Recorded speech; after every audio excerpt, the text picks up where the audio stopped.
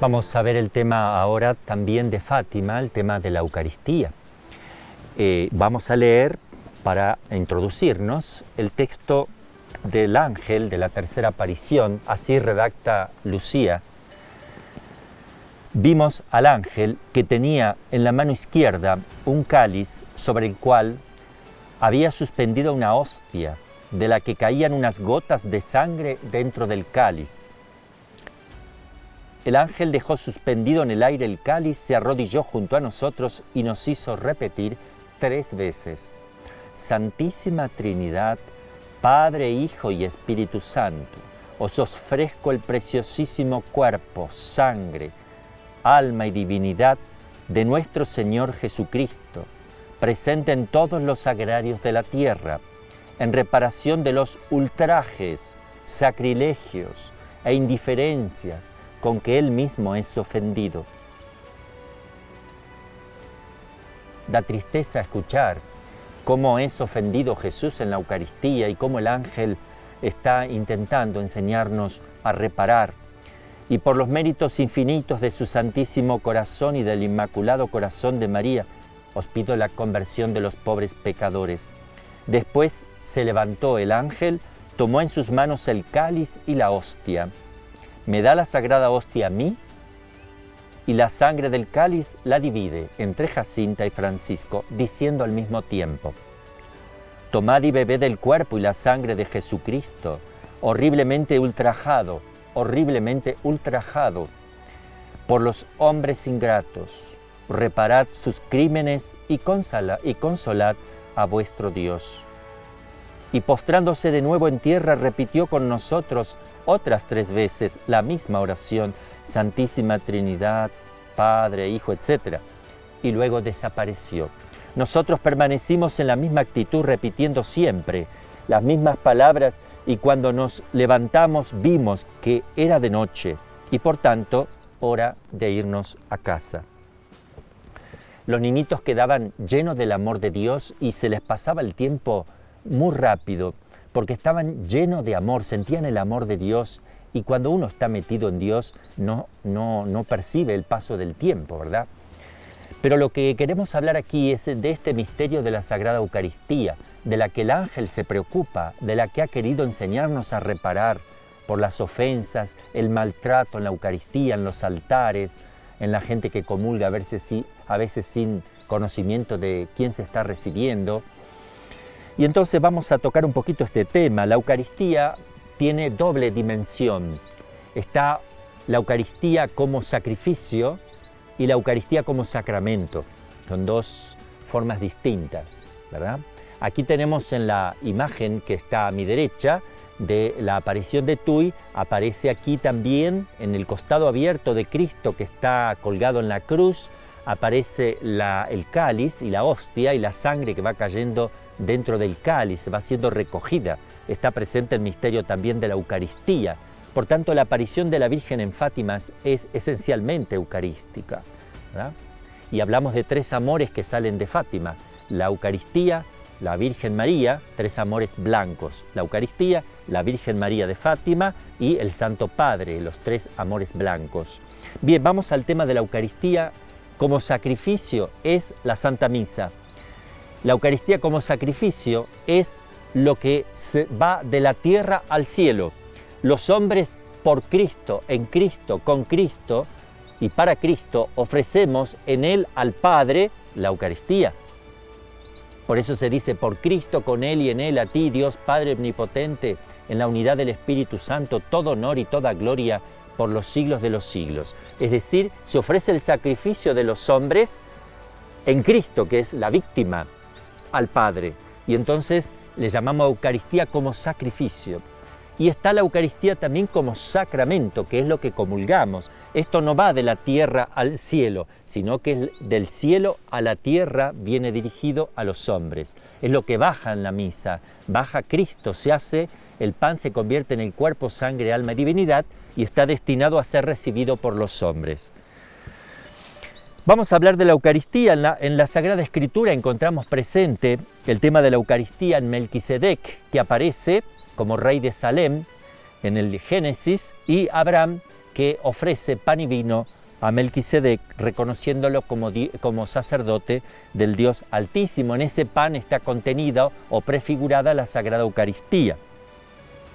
Luego también encontramos como imagen de la Eucaristía en el Antiguo Testamento el Cordero, y encontramos también el sacrificio que Dios le pide a Abraham, que sacrificara a su hijo único, a Isaac. Después de haber esperado tanto, ese hijo único llega milagrosamente porque Abraham ya era viejo y su esposa estéril, además de vieja, pero sin embargo queda fecunda y tiene su hijo tan esperado. Pero Dios le pide el sacrificio de su único hijo y lo hace subir al monte para ser sacrificado. Su hijo llevaba en las espaldas la leña para el sacrificio, como Cristo llevó después la cruz para el sacrificio, ¿verdad? Porque Isaac era figura de Cristo crucificado. Y va llevando en sus espaldas la leña y el fuego, y le dice al padre, Abraham, papá, tenemos la leña y el fuego, pero ¿dónde está el corderito? Ya Dios proveerá, le dice su padre, ¿verdad? Cuando estuvo pronto a sacrificar a su hijo, Dios detiene la mano de Abraham y perdonó a su propio hijo. Pero Dios Padre no perdonó a su propio hijo y lo ha entregado por nosotros. Qué hermosa figura, ¿verdad? Pero el cordero es la imagen de la Eucaristía.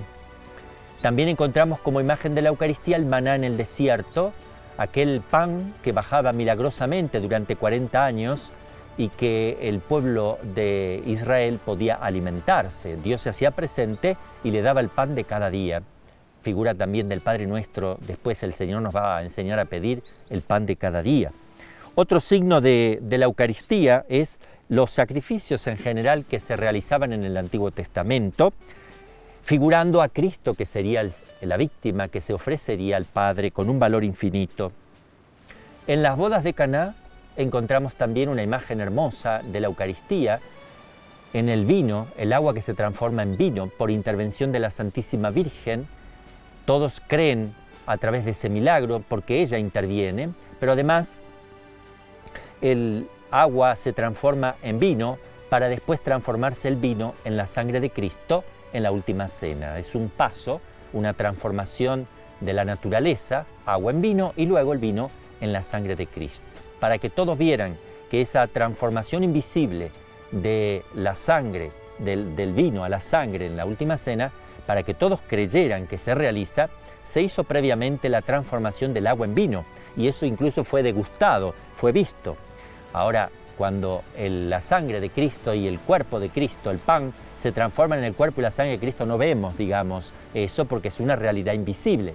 Pero lo pudieron ver los apóstoles y los que estaban en la boda de Caná, cómo Dios, Cristo, puede hacer saltar de naturaleza el agua al vino.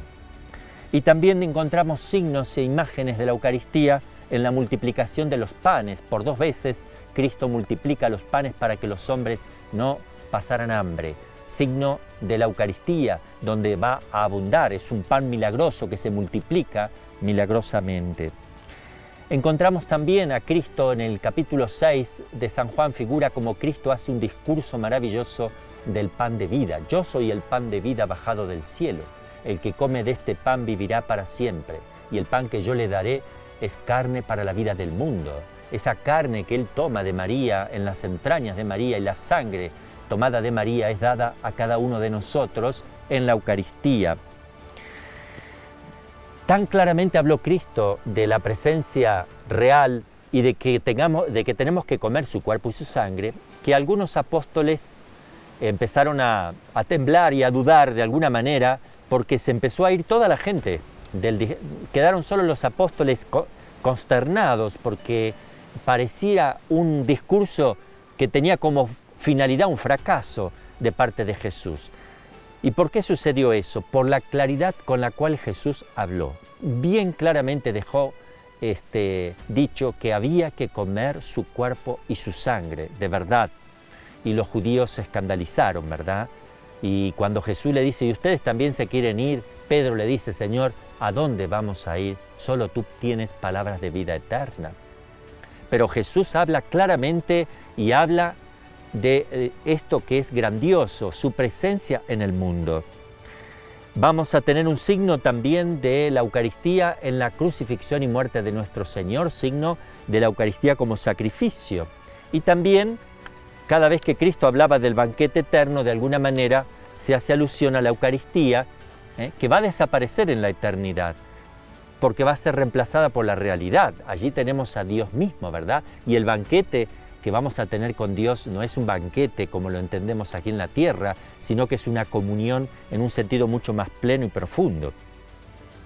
Pues bien, aquí en la aparición de Fátima está presente la Eucaristía también en el milagro del sol, porque el sol es como la Eucaristía.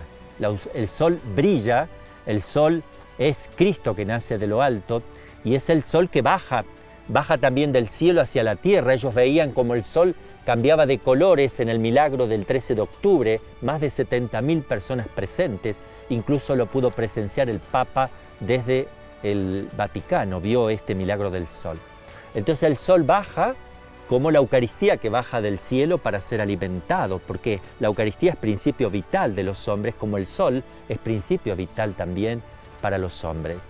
Entonces la Eucaristía baja y nos recuerda no solamente el milagro del sol de Fátima, donde Jesús también habla de su segunda venida de esa manera, que va a venir sobre los hombres. Cuando los que estaban presentes en Fátima veían que el sol bajaba, se asustaron muchísimo. Muchos se convirtieron, muchos pidieron perdón y hubo muchos milagros en ese momento. Y entonces ese sol de Fátima está relacionado con el sol de Guadalupe y el sol del Apocalipsis. El sol de Guadalupe, porque también se va a aparecer la Santísima Virgen en la tilma de Juan Diego y el sol va a envolverla a ella como señal de su segunda venida. María en Guadalupe está embarazada, es decir, trayendo el mensaje de la encarnación del Verbo, pero también detrás de ella está ese sol que la envuelve, como enseñando que detrás de esta primera venida viene una segunda venida, el sol que es Cristo, que nace de lo alto y vendrá y aparecerá sobre las nubes del cielo. Y también aparece el sol en el Apocalipsis. San Juan, el discípulo amado de Jesús, el que cuidó de la Santísima Virgen, relata en el Apocalipsis esta visión espectacular, ve a la Santísima Virgen en cuerpo y alma y la ve envuelta con el sol y con la luna debajo de los pies y una corona de 2 estrellas en su cabeza. Esto nos relaciona Fátima, Guadalupe y el Apocalipsis. Es decir, que las apariciones de Fátima apuntan a la realización plena de las cosas que se van a dar en el Apocalipsis. Estamos hablando de tiempos finales de la historia. Y Guadalupe nos está enseñando que tiene un protagonismo muy importante en México también. En México, a mi modo de ver, se dará lo que se llama el triunfo del corazón inmaculado, por lo menos los inicios, o comenzará aquí, porque llama la atención poderosamente cómo tanta gente se va consagrando al corazón inmaculado, cómo el tema del corazón inmaculado va aprendiendo en todo México y se va expandiendo también a otros lugares del mundo. Pero México, yo creo que tiene una participación especial en la historia de la salvación. Yo creo también que así como en el Antiguo Testamento Dios se sirvió de un pueblo para la primera venida de Jesús, para prepararlo y disponerlo, yo creo que también Dios se vale de algunos pueblos, o por lo menos de un pueblo, para la preparación de la segunda venida y el triunfo del Inmaculado Corazón de María. Y a mi modo de ver, este pueblo es México. Así lo pensaba también Juan Pablo II, que veía en México como esperanza de Latinoamérica y a Latinoamérica como la esperanza del mundo, porque está viva todavía la fe aquí en Latinoamérica, particularmente en México. El Papa ha venido varias veces porque sabía que venía. También el Papa Benedicto ha hablado también del protagonismo importante que tiene México en la historia del cristianismo. Y no debe ser de otra manera, porque Cristo deja presente su imagen en la sábana santa, ¿verdad? De una manera milagrosa y que para los científicos es maravilloso lo que está plasmado en la sábana santa de Turín. Y también encontramos esto en la Virgen María de Guadalupe, en su tilma, que también misteriosamente los científicos encuentran ahí sorpresas y la presencia de María viva en la tilma. Y encontramos entonces que tanto Jesús como María están impresos en una tilma, en una sábana. El nuevo Adán y la nueva Eva que se juntan. Yo creo que hay una relación entre Cristo en su primera venida con la sábana santa y María, que aparece también en una sábana preparando la segunda venida del Señor. Estamos en los últimos tiempos de la historia y eso es innegable. Es decir, ya la preparación a la venida de Cristo ya vino Cristo incluso en la plenitud de los tiempos. ¿Qué estamos esperando ahora? Su segunda venida. Es decir, estamos en los tiempos finales. Y la Virgen dice, al final mi inmaculado corazón triunfará, y nos preparamos para una gran lucha que estamos viviendo. Es más, la Virgen, la Sor Lucía le dice ella que la Virgen le dijo que en los últimos tiempos la lucha será contra la lucha del demonio será contra las familias y la vida. Y es lo que estamos viviendo en estos tiempos. Bien, seguimos con el tema de la Eucaristía. También se relaciona con la transfiguración de Cristo en el Tabor, porque la Eucaristía transfigura. La Eucaristía es como el sol que nos transforma. Así como Cristo se vio transformado, se vio embellecido, radiante en el monte, la Eucaristía también quiere hacernos radiantes ante Dios, quiere transformarnos, quiere transfigurarnos en otro Cristo. La Eucaristía finalmente es presentada en Fátima en relación a la Santísima Virgen, porque es, repito, carne de la Santísima Virgen. María vive, le da a Cristo no solamente su carne y su sangre, sino que la va a alimentar con su leche. La Santísima Virgen alimenta a ese niño con su leche. Se va nutriendo esa carne de Cristo, esa sangre, no solo porque ella le da su carne y su sangre en la gestación, sino también lo alimenta con su leche. Es muy importante esto. Cristo nos alimenta a nosotros, pero el alimento de Cristo fue la leche de María. Es decir, que hay una íntima conexión que tenemos nosotros con la Eucaristía y la Santísima Virgen. Por eso no podemos prescindir de la devoción a la Santísima Virgen. Por eso se aplica aquí también lo que dice el Señor, que el hombre no separe lo que Dios ha unido.